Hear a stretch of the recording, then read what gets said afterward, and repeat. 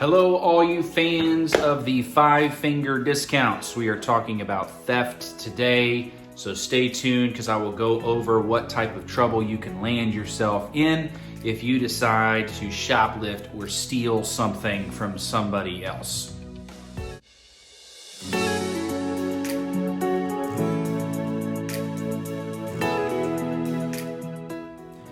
Happy Friday, everybody. Hope you had a great week.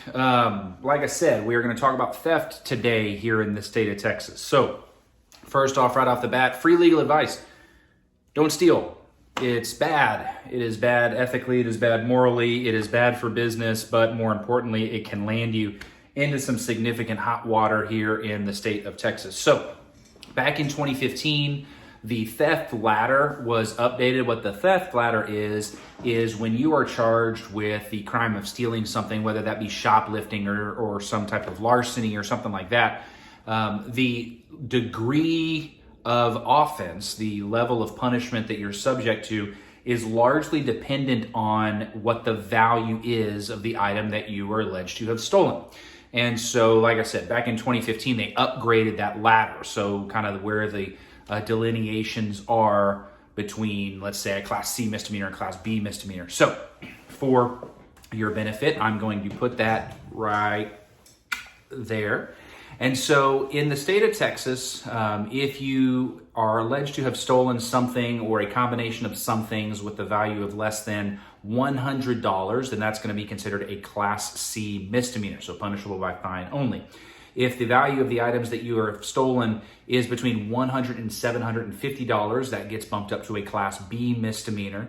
From $750 to $2,500, it becomes a Class A misdemeanor. From $2,500 all the way up to $30,000, now you're looking at a state jail felony. So now you're in the felony range, and you can see that window is really large. You know, $2,500 to $30,000. You really have to have stolen a whole bunch of stuff in order to get bumped up into anything above a state jail felony. But if the value is between $30,000 and $150,000, now you're in the third degree felony range. Between $150,000 to $300,000 is a second degree felony, and anything above $300,000 is a first degree felony here in the state of Texas. So we've represented a whole lot of these theft cases.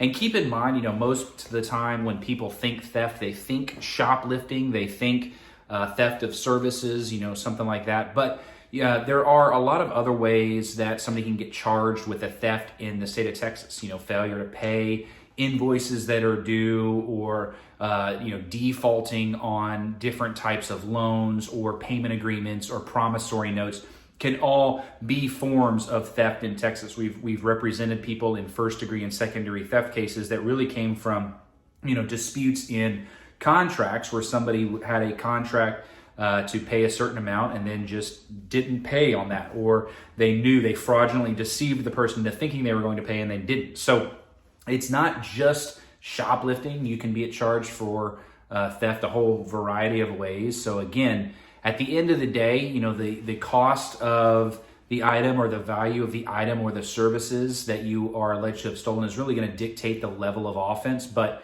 just keep in mind that it is something that gets prosecuted in Texas very often, including shoplifting. You know, things like a candy bar. I've represented shoplifting cases of candy bars from a gas station. So it does get prosecuted. You can be arrested. You can have a criminal record that gets associated with you if you are picked up on a charge like that. So keep that in mind. And if you have any questions or anybody that you know that's going through something like that, just feel free to give me a shout. I'm happy to kind of walk you through it. And if I need to step in and help you, I'm happy to do that as well. As always, I hope you all have a really, really good weekend. Enjoy it. Have a great week next week. And I look forward to seeing you guys all on Friday.